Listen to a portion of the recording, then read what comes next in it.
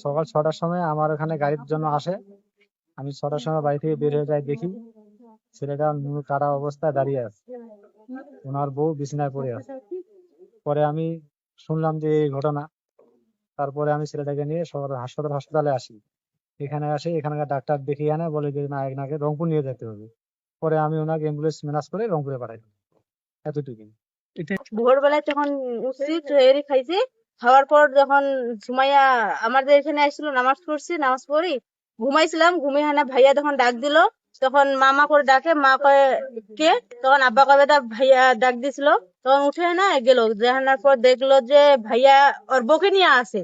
তখন আমিও গেলাম, আমার মা গেছে, আমার শ্বশুর মানে আমার স্বামীও গেছে। যেখানে বললো বলে ওনাকে ধরো, ধরে আমি আব্বাকে দেখাই। তখন মা কয় কি, তখন ওই রুমে নিয়ে আগে যেখানে আব্বাকে যখন দেখাইলো, আব্বা তখন মাটিতে পড়ে গেছে।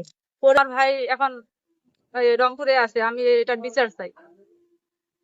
সকালবেলা আমার ভাই ফোন দিছিল, দিয়ে বললো যে আপু এই এই সমস্যা, ভাইয়ার কিয়াটা কাটে নিয়ে হাতে নিয়ে নিছে, এখন কি করব। আমি তখন বিছানা থেকে উঠে এনে বললাম যে অটো নিয়ে ডাইরেক্ট হাসপাতালে টান দেই। তখন আসলাম, আসে দেখি যে এই অবস্থা। তখন